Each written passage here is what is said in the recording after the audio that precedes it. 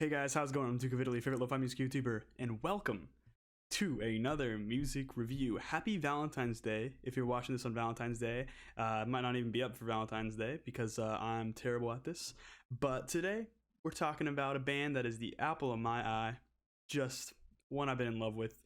Formerly my favorite band of all time, the Red Hot Chili Peppers. The Red Hot Chili Peppers is an alternative funk rock band, funk metal, as some people would say. I disagree. From California, although Anthony Kiedis, lead singer, is from Michigan. And they've had a lot of lineup changes over the years, but their main core members are Anthony Kiedis on vocals, Flea on bass. Those two have been there the entire time. And Chad Smith on drums, who joined for their album Mother's Milk and has not left since. And they also got on that album John Frusciante, who, welcome back to the band, rejoined probably about a year ago, a little over a year ago. Unfortunately, obviously, Red Hot Chili Peppers is not doing any touring or anything right now, but apparently they're working on albums. So I'm a huge fan of Red Hot Chili Peppers. Before I even talk about any of their albums, I just gotta throw out some shout outs here. Their new album, Getaway, not a great album, but there's a lot of deep cuts on that album that are just phenomenal. By the way, another good album, got a lot of good cuts on there. Of course, Blood Sugar Sex Magic. That thing's bangers front to back.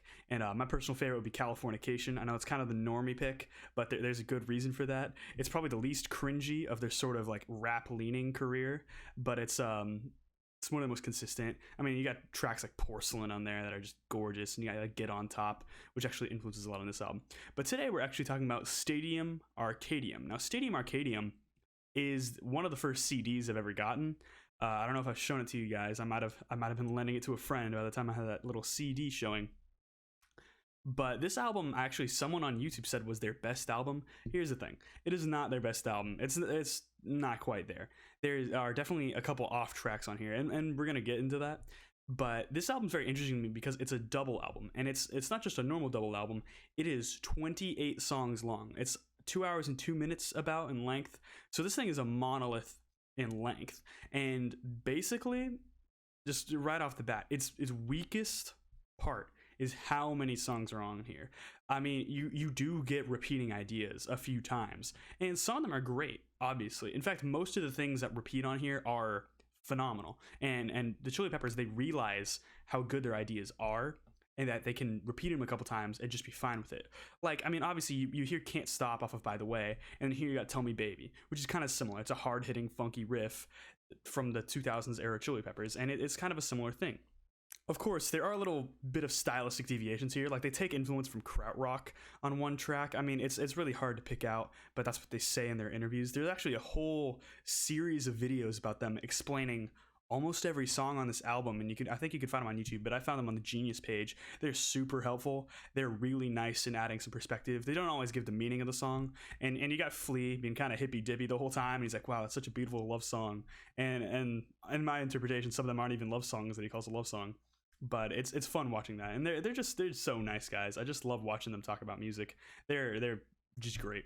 But now we're getting to the 11th Red Hot Chili Peppers album, Stadium Arcadium from 2006, the last one with John Frusciante for a bit, as he of course rejoins the band, but he was in it then, and then I think toured with them for about a year, and then he said, you know what, I'm gonna work on some solo stuff, and he did. He made I think the Empyrean at that time. I think that's a pretty decent album. Wasn't my favorite or anything, but you got some long songs on there. I think you have songs around like 9 minutes or something. But we're getting into Stadium Arcadium then today, so strap in, because this is a long album. So this actually starts off with the really iconic track Danny California, and this track has been kind of blasted for sounding a lot like Last Dance with Mary Jane by Tom Petty. Personally, I don't hear it that much. This song has a lot more like punch to it than the Tom Petty track. The Tom Petty track is great, obviously, but this track is a lot punchier. It's a lot more rock leaning, and it kind of defines the style of this album. The style of this album is definitely more alt rock leaning rather than their funky stuff from their 90s material, I'd say, and you get that really established here. But this song is actually one of their different sounding tracks here. While a lot of these tracks are either kind of laid back, or they do keep a lot of that funky beat going with the rock style, this track is a lot more straightforward rock. But of course, it starts with that iconic Chad Smith drum opening. If you don't know it, then I don't know what you're doing. Then you haven't heard the song, I guess. If you've had to heard Danny California by now, that song is a good song, and everyone knows it. and then it fills in with the bass over the top and then the guitars. And you might say that the mixing on the guitars is just a little bit weak here. This album is produced by Rick Rubin, and he kind of infamously does compress things a little bit, but I mean, it sounds good enough here. And you know, Anthony Kiedis is doing his thing. I know people do kind of blast him for his vocal style. Sometimes it's not the most professional. Sometimes it's even a little bit off sounding. And there are definitely a couple tracks on the deep cuts on this album that are like that. But here it's pretty consistent, and the lyrics are great. The thing he can do pretty much best are his lyrics. They're pretty cryptic, and a lot of times his style is just straight imagery, and then you kind of get the implication of emotion along with the imagery, and it works so well like that. And the guitar has this really sick usage of like a wah pedal here. It's pretty funky. And I know I said this is like one of their least funky tracks that has still like energy towards it, but it does fill in later. And then you got the chorus of the song, which is super dope. That's a big thing about this album that I just love, and it's kind of why I'm talking about it today, is that the hooks are real. These things are real. Like, you will listen to this album like twice through, you're gonna know most hooks by that point. And for 28 songs, that's insane. And of course you could say, oh, some of them are repetitive or whatever. Here's the thing, like, this is not a like patrician album. This is not like, oh my gosh, this is the craziest, most complex, most intricate album ever. It's a lot more emotive, it's a lot more simplistic in nature, but it takes these simple ideas and sort of squishes them all together, and you get something really special out of it. And where would I be talking about Danny California without Frusciante's blistering guitar solo at the end? That thing is amazing. It sort of establishes that fuzzy tone he uses for like this whole album. It's just awesome. And then you get the track Snow, Heyo. This is probably a lot of you out there, if you're a Gen Z person, might be your first introduction to the band. I think it was my first introduction to the band, which, I mean, I couldn't ask for a better track, because it's a very different first Red Hot Chili Peppers song.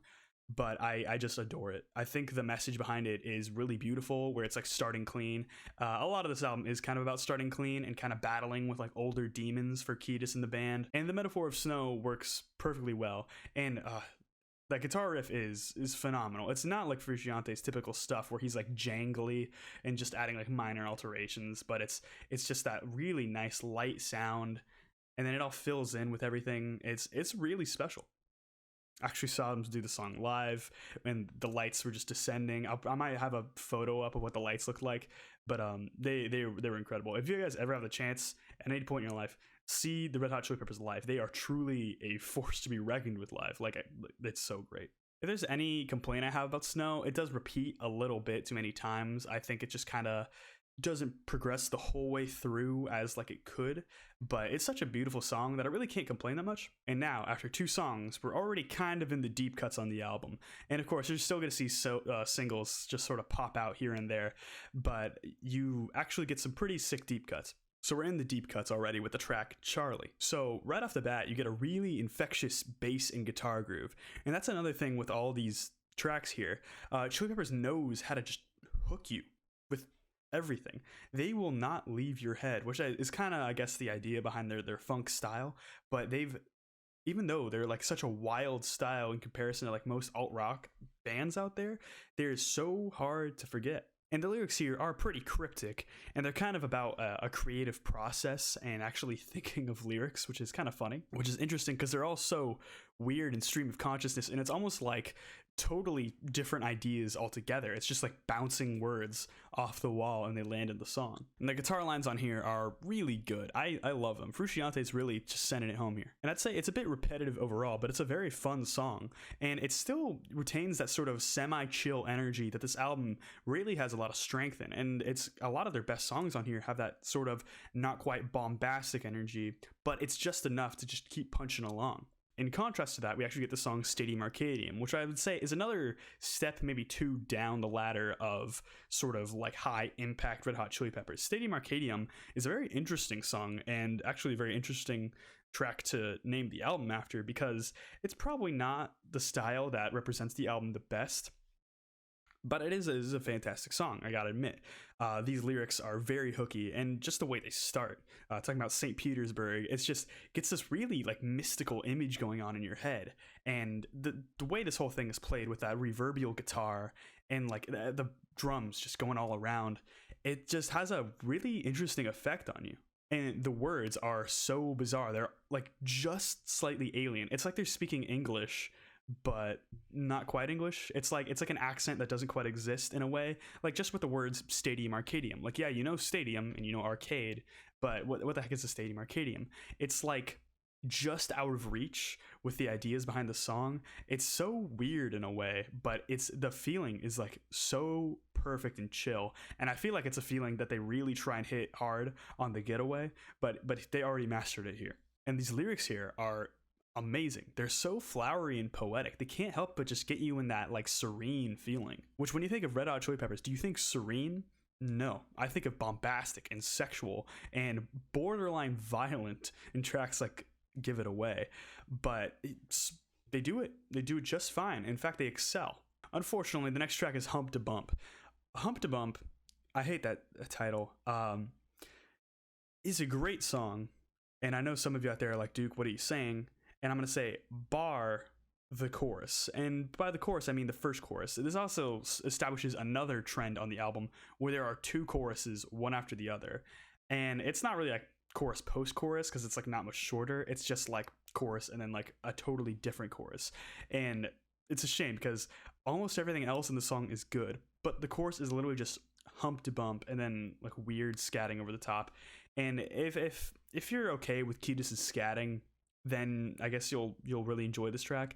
But there's also like a horn section that just descends like on the chorus, and it doesn't give it any more fulfilling energy or feeling or anything really. It just sounds kind of flat, which this is a damn shame because the song's lyrics are actually really cool. It's talking about like the 40 detectives that Hitchcock was writing about a long time ago, like I don't know, is that like the 50s?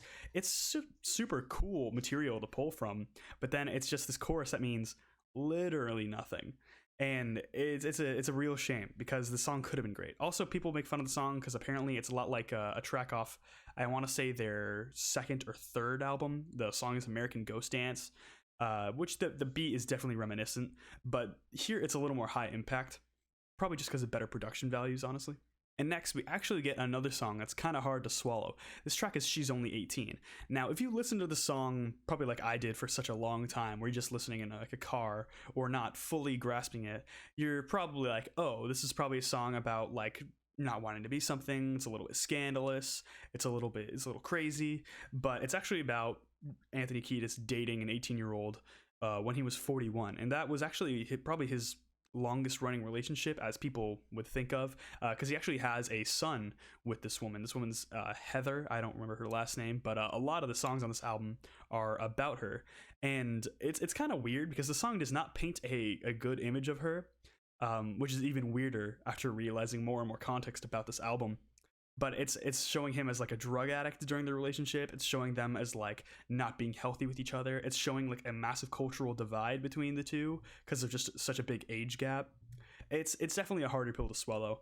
But I mean, if you just kind of let it pass you by and you just get in with the hooks and the guitar work and the bass work, which Flea's just popping off on this track, then you will definitely enjoy it.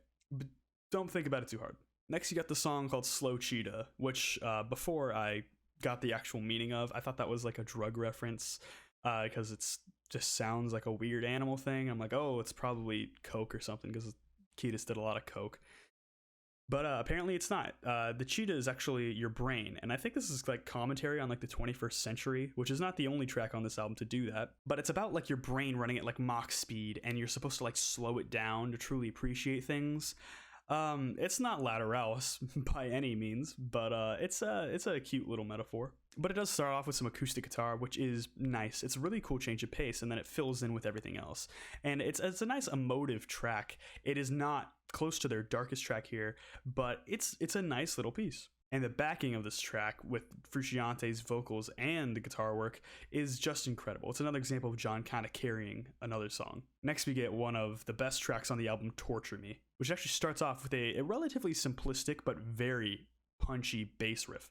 And it's super energetic and actually talks about the comforts of being sad, which kind of builds on the chaotic nature of the track as a whole, where of course you want to be satisfied, but it's so easy to be in a sad life. which I find pretty relatable, especially in times like these. But he's like, if I'm constantly hit with like this chaos and a sad life, then I can manage it better, and I'm not going to be bored. But also, you could read it as something totally sadomasochistic in a way. And the horns on the post-chorus, they're pretty good. I'm not totally sold on them, but I do like them. And then eventually the bridge hits in where the song slows down into like a syrupy pace, which is something Slow Cheetah probably should have done. But you got some of Kiedis's best vocals so far, actually. And you got Frusciante, I think it is falsetto, just like ringing out over the whole thing. It's really pretty. And then it sort of switches into like the build up again, and Kiedis lets out like a scream, like a legitimate scream, which there's a concert in Denmark in 2006 where they do the song, and his scream is incredible. The singing is not mixed as well on this performance, and I think the guitar work has like a little bit less layers to it, because Frusciante, he actually had a lot to do with I think the mixing of this album, and he added a whole lot of guitar layers here. There's less layers live, but it's a really good performance, a lot of motion behind it, and Kiedis' scream is amazing, and it kind of like just makes the song almost something else. Next we have the track Strip My Mind, another fantastic track off this first half. It's got a really nice punchy but slow guitar line. And the backing vocals here are somewhat silly, but they've honestly grown on me a lot, and I don't really understand necessarily why, because like thinking objectively they are kind of silly, but I'm just like, wow, that's really nice. And I'm not certain about the message behind the song, but I think it's about drugs sort of ruining Kiedis' mind. Because, I mean, obviously he's had so many bouts with cocaine and heroin since I think he was 12. So it's not hard to see that as a possible metaphor. And the chorus is so gripping. It's actually some of Kiedis' most gripping vocals so far. And it's another really emotive moment. And it's truly sad. It almost reaches like porcelain level. And then after the second chorus, we get a really nice guitar solo with this really crazy rumbly tone. And it's, again, really emotive. Next we get the track Especially in Michigan. I don't know if any of you out there have played the game Ski Tycoon, but for some reason the song always reminds me of that. And the guitar tone on actually a couple other songs do that too. It's a really good guitar tone. It kind of rings out, but I'm just thinking about snowboarding when I hear it. It's a weird comparison, but if you heard it, maybe you'd feel it too. It starts with a really nice psych riff, and Frusciante kind of experiments with the psych side quite a bit on this album, and normally it's actually pretty successful. And the lyrics, while they are literal, are actually super trippy. And the song is actually just about how Kiedis was born in Michigan and raised there till he was about roughly 10 years old and moved to California. And some of them are a bit silly, like double chins, bowling pins, but it's just so many weird things thrown at you. And talking about how on the chorus, lions and tigers just coming to steal your luck. It's talking about the Detroit Tigers and the Detroit Lions, two sports teams, if you didn't know that somehow. But just all this weird imagery, especially if you don't like know the background behind the song, it's just so psych-filled, and it's really an interesting effect that makes the song way better than it probably has any right to be. There's actually a guitar solo from the guitarist from the Mars Volta. I couldn't even like notice that it was him when I was listening before, and honestly thought that Frusciante probably could have done the same thing, or maybe even something better, because his solos are amazing. And I'm not in love with the Mars Volta, so I mean, maybe he did something there that Frusciante couldn't have done, but I don't really believe it. But it's a perfectly fine solo. It sounds really nice. Next we get the song Warlocks. So it starts off with some really funky riffs here from the bass and the guitar here, which they play along together so well on this album, and they have been for several albums at this point, and so you got no complaints from me. And the second verse actually gets layered with this super spaced out, almost angular sounding guitar tone. The lyrics kind of just make references to like other bands, which doesn't do all that much for me, but I guess it does build a little bit of I guess imagery. It does clash a little bit though. This is kind of one of those songs that you can't really focus too hard on to enjoy. Something about the song also feels kind of dirty. It's kind of hard to explain, but it just feels dirty in a way. A little bit like the material on Blood Sugar, but not as dirty as that. That album was bizarre in how dirty it sounded. It was just really high octane, just drugs. Next we get the song Come On Girl, which actually starts with a killer bass riff from Flea. Flea just kills it on all these songs. And the chorus has a lot of fuzz and energy behind it. Even if the lyrics are just kind of repetitive here, the riffs behind it just give it so much punch. It's really something to appreciate. And the instrumental is super gripping. You really can't help but just get hyped. And the guitar solo here is just sick. It literally sounds like the guitar is like screaming over the whole track. And this leads me into the second to last track off the first half of the album, Wet Sand. Now, Wet Sand, to be perfectly honest with you guys, is probably my favorite Red Hot Chili Peppers song of all time. It actually rounds the album out perfectly. It literally takes elements from all of the good songs on here and just delivers them to you in just a perfect way. And this is one of those songs that Flea was saying was a love song. I really don't buy it. It's almost, in my personal interpretation, it's a song of wanting to be loved, like desperate to be loved, and especially to be understood. And it feels a bit like Cheetah is trying so hard to dive into a relationship, especially on the refrain where he says, "My, what a good day to walk outside." And it's almost like he wants to be like a traditional couple with you. He's like, he wants to grow up so bad, but he's linked so much to this rock star lifestyle that he's been thrown into since he was essentially 12 years old and just being riddled with drugs for 30 years straight at this point almost. And the metaphor of the wet sand is so sad, because I mean, we all sort of have our own situation that forms us into who we are. I think a lot, like 90% of your life here is nurture. Of course, I mean, you could have your own personal nature out there, but a lot of you is formed by what you are. Like, I wouldn't be myself right here if it wasn't for the good and the bad in my life. Plenty of both, obviously. It's a life. It's a lot gets thrown at you, but it talks about how Anthony says that he's not going to be understood because you haven't had his experiences.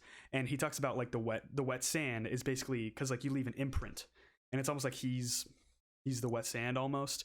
The only flaw, I guess, is that metaphor being, is he the wet sand or is he leaving a mark in the wet sand? But I totally ignore it. I think it's not a problem. Like the metaphor still gets into you. And there are a lot of just super flowery lyrics here, like the hummingbirds flying around your hair. It's almost like he's giving like a mythical status to like his girlfriend at the time, which it's literally like, please just save me. And he wants to be saved so bad, but he's just like, I can't. This is just how I've been built this whole time. And the crazy thing is, you got John, who actually came up with the term wet sand. And the thing is, like, he's been through a very similar experience. He's had almost these same traumas. He's seen people die. He's been closer to death probably than Anthony has, because if you see his interviews when he was making solo material, that looked rough. Anthony saw like another guitarist of his die. Flea had a kid in the meantime. Not sure what Chad was doing. He was kind of just drumming here. But it's just all these experiences all line up for the song. And the song is almost progressive in nature. It's almost like a canon where it starts off with the verse, goes into the refrain, goes back to the verse, to the refrain, to the sort of chorus in a way, which I don't really deem as a true chorus until the ending of the climax of the song. And it kind of just goes into a guitar solo, and it kind of restarts again until it leads up to the chorus. And it's almost like you're whittling down Cheetah by talking to him after each time, and he wants to hold something back. And at the end of it, he's just like, you don't understand, and you honestly never will. And it's too bad, but it's so good. And there's a lot of passion behind this track. A lot of it is implicative in the lyrics. The build is absolutely incredible, and the chorus has some of my favorite Red Hot Chili Peppers lyrics just ever. And it's not that complex either, and it hooks so easily with just one go through. Technically two go throughs, because it repeats again. And then you got this super awesome scream from John right when the lyrics end. And then you got like this amazing guitar solo of his. He's got two guitar solos in the song, both 100% worth your time. And the bass, it is a little under here, so you can't hear the real embellishments here, but I tried my hardest to learn the song on bass for like months because I loved it so much. And that's when I didn't know how to play bass all that well, and I still don't. But just some of it is so punchy and aggressive. It's almost like every member of the band is just leaving it all out. Yeah, absolutely listen to Wet Sand. Wet Sand is his masterpiece. It's utterly phenomenal. And if you don't put it in like your top 5 Chili Peppers songs, I don't know what you're doing. Next, you get the song Hey, which actually rounds out the first half of the album. So it's a chill but really funky beat, and it's really hard to describe even how they do that, but they manage to do it. And the lyrics here are very much to be appreciated. And this is a song that's actually kind of about Cheetah having problems with his girlfriend at the time, Heather. where it's almost like he changed like everything just to be with her, and it's almost a different interpretation of what he's doing in Wet Sand, where he's just gonna give it all up because he just wants to settle down and he wants to change so bad because as much as his lifestyle is something that he kind of likes, he just wants to change it all to settle down in a way, but by his nature he can't, and he even admits that like several times in the song. And the post-chorus is also super hooky here. This song hooks pretty well for its almost 6-minute runtime. So this is the first disc of the album. Really, really nice stuff. I'd probably almost give this like an 8, all things considered, if this was like the end of the album. I mean, assuming it ended in a more like fitting way. I feel it is like a little cheesy to end on hay because it's just the obvious way to go. Honestly, the ending on Wet Sand would have been phenomenal. But there's not that many tracks on here that are even close to bad. There's probably like a song or two I would have cut, Hump to Bump being one of them. She's Only 18 probably being another one of them. But there's a really nice message coming along here, and it's really strong so far. So naturally, this leads us into the second half of the album. I think this part is titled Mars. I believe the first half was Jupiter. There's the planet correlation is very loose in this album. I kind of just ignore it. Other than maybe the track Stadium Arcadium, it doesn't really make much sense. But if you really appreciate that kind of thing, just kind of go for it. But the second half of the album starts off with Desecration Smile, which kind of sets the album in a bit of a moodier sense, as this song is rather moody, it's rather dark, it's a bit dismal even. So it starts off with a pretty rumbly acoustic guitar sound, which is a very attractive kind of thing to start off with, and even though it's totally different, it is to be appreciated. And it's kind of weird saying this, but Kiedis's vocals here are actually good, and normally I would never call them good, I'd call them like okay, but here they're actually good. And actually, thanks to Rick Rubin, even though he's not great at a lot of the things sometimes, the chorus actually became what it is. So we got those iconic lines. And this is another one of those tracks that strictly through implication gets you into that mood. So it's something that I can really get into. The next song is the mega hit Tell Me Baby. This is one of my favorite songs off the album, and it's very, very different. Complete tonal 180 from the last song. This song starts off actually with some slower just guitar chords with I think the chimes over the top, and then it goes into Flea's slap bass section, which I don't think he's done slap bass on this album until this point, and honestly I don't think he does it again, but it hits so hard here, and it makes me kind of miss some of the tracks on By the Way. It makes me miss some of the songs in Californication. It's just awesome. And this song is about people struggling to make it in Hollywood, which is a message that they can relate to, as they start off as a really small band with nothing even to speak about for I want to say like 4 albums. So then they hit it off with Mother's Milk. So it's kind of a hopeful track despite its somewhat dismal messaging. And next is the song Hard to Concentrate, which is another tonal 180, which is kind of weighing this half of the album down at this point. But if you kind of just accept it at face value for just the songs, then it's just fine.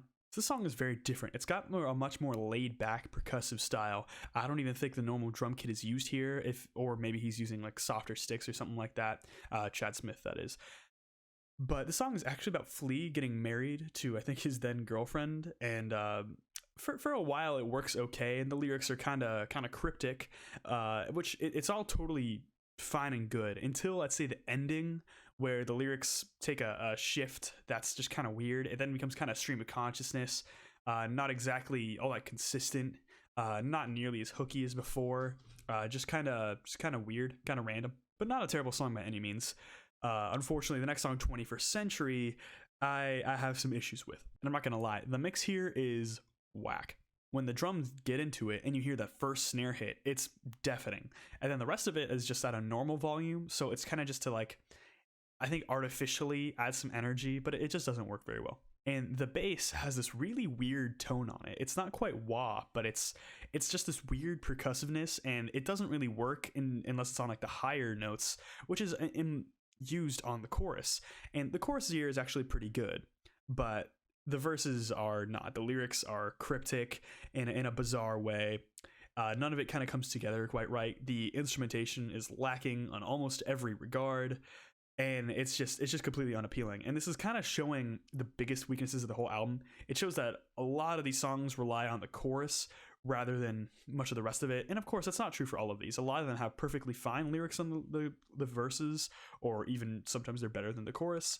Rare, but it happens. This does show the worst parts of the album. Next we get the track She Looks to Me. The song's a little weird. It's got a pretty simple guitar line before it gets into this somewhat jangly groove, which is kind of standard, but the tone behind the whole thing is a bit different. It's another one of the most like somewhat energetic but laid back tracks. It's kind of hard to describe, but my issue is the song's fairly basic for Red Hot Chili Peppers. It's just not a lot to say here. The hook is just not as appealing as it normally is. Of course, it's still in my head. I can think of it still right now, but it just doesn't have the impact. Fortunately, this next song, Ready Made, is a song I actually really like. It's got a fun little winding bass line with the guitar on top, and first thing to notice on the song, it's kind of like the inverse of the last song, where it's got that chill amount of energy, but the energy is there. It's just punchy, it's effective, it's groovy, and it's certainly good. And the hook is so fun, and it just transitions from the verse into the chorus just so effectively with just this rush of energy, and I can't help but love it. And there's a part where in the lyrics, Cheetah calls out John to basically start the guitar solo, and he does it, and it's just blistering. It's so good. A lot of impact. It's truly wonderful. This leads into the shortest track on the album, If. If kind of reminds me of Doll by the Foo Fighters, the first track of their album, The Color and the Shape. And Doll is a very short song, and it's tonally separate from the rest of the album, and it's kind of got this filter effect on it that basically leads its way into Monkey Wrench, which was the opening song. Except If, its placement in the album is just super bizarre. It doesn't work quite right here. It's certainly laid back. It's got a weird change in energy for Red Hot Chili Peppers, because you do expect a lot of punch behind their music. I've said that once, and I've said it a million times before, and I'll just keep saying it because it's true and it needs to be emphasized. And over the top, it's got this pretty weepy guitar line from Frusciante. It's almost entirely different from anything he's done on the rest of the album. The harmonies are cute and pretty though, but it kind of does all it needs to do in the first half. So I think it could have honestly been a minute and a half long, and then maybe lead to Danny California or something like that. There's no real reason for it to be on this half of the album anyway. Next is the track Make You Feel Better. So this song is kind of a low impact song, but it does have a building rhythm, which is kind of nice. And this is one of those songs with a pretty sappy hook, as this album has been kind of sentimental up to this point. And sure, it's sappy, but it's fine for what it is. This is not one of their better songs, but it's not really one of their worst ones either. It's just kind of average. Next, we actually reach my probably least favorite song on this album, Animal Bar. Apparently, it's actually inspired by Noi, at least to Frusciante and Flea here, and Kiedis even mentioned Can, so it's a lot of Krautrock influence for some reason on the bass, but the impact is not there, which Krautrock is kind of a low impact genre. It's incredibly repetitive, and if you don't like repetition, then you won't like Krautrock. But don't expect like some of the amazing sweeping solos that like maybe Embryo would do, or maybe just the bizarre qualities of like Exile Caravan. This is just kind of weird, and the transition to the chorus is a bit jarring. The energy levels are totally different, and I get it, this is a song about like nature or whatever, but this is like the most hippie song by the Red Hot Chili Peppers. It's really not my thing. Next is the track So Much I. So this song starts really fast. It's got this really funky bass rhythm that's so fast it's almost off the rails. Unfortunately, the mixing on this track is a bit lifeless, but it's decent enough with the hooks, and the instrumentals are just interesting enough to not ruin the song. I do like the chorus, of course. This is a Chili Peppers song. The choruses are probably going to be good, and the guitar solo is really nice too. It's just the core instrumental. I don't like the mixing. Next we get another weaker track off this half of the album, Storm in a Teacup. This song has a nice little funky riff, but the lyrics here are totally lacking, and Kiedis has pointed this out, that this is one of their sillier songs. That's definitely true, but it just doesn't really have enough funk behind it to really push it ahead. It's just more like Cheetah scatting over like their more rock oriented instrumentals. Not my thing, but I will admit that the straddling the atmosphere line is a pretty cool one, even if I don't really get the meaning behind it. It's cool, and if I was writing a song, I would include that and be pretty proud of it. Next we get the song We Believe, which is a lot more of a psychedelic song compared to most of this album, but it's certainly a nice stylistic change of pace, and it really adds a bit of freshness to the album. And there are a lot of cool effects actually used on the guitar. I don't even know what to call them, but they're pretty cool.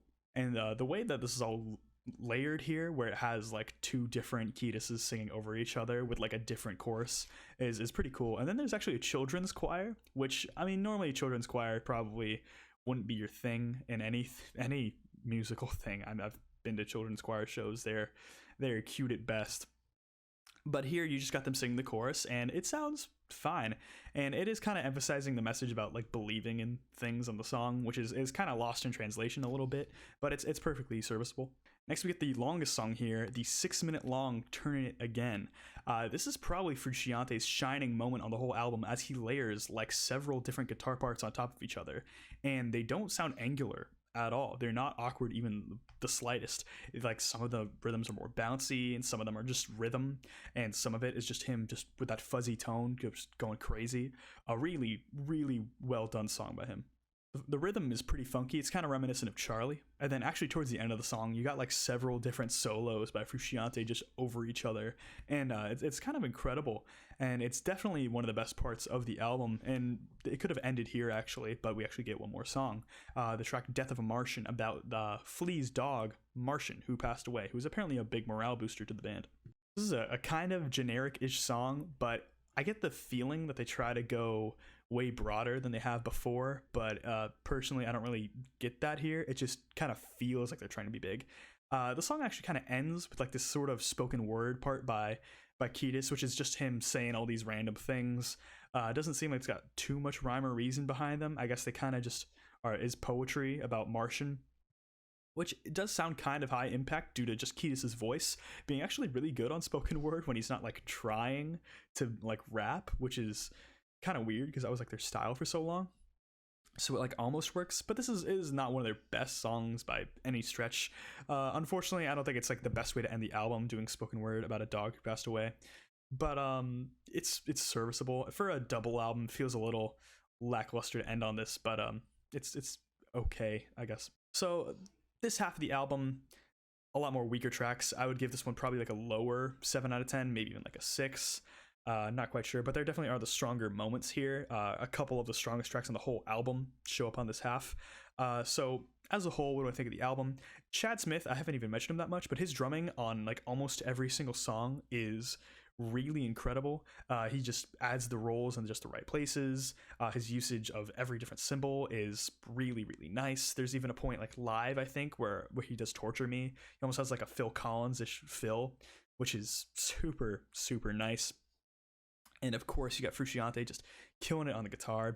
Flea just does an amazing job. Cheetah's lyrics are normally really good. Sometimes they're not. But overall here, you get an inconsistent product. I would actually just straight up cut almost half the album off, and then you'd have like a 9 out of 10 product here. And I could probably rearrange this and make something better. I'm not going to do it on this album, but you could kind of compare this to most other double albums out there that are just kind of bloated. And a lot of Chili Peppers albums are bloated, as they are a bit longer, around like 17 tracks or something along that. They do have a lot of tracks on almost all their albums, but here it's obviously a bit too much, and a couple of tracks just lag a little bit. So overall, I'd probably give this an iFunny. It's kind of surprising that I get that one multiple times recently. But there's a lot of people probably don't like this record, but I feel like there's a lot of deep cuts here that are really, really worth your time. You might think, oh, dude, a double album by the Red Hot Chili Peppers, what's that going to bring you? A lot more than you'd think, actually. So that's about it. So I hope you guys enjoyed. Hope you guys are having a good time out there. I'd appreciate a like and subscribe if you did enjoy this. If you have any comments, questions, or concerns, I'd love to see you guys comment down below, or my social medias will be in the description, and I'd love to talk to you guys there. And that's about it. So I hope to see you guys next time. Have a good day, and bye.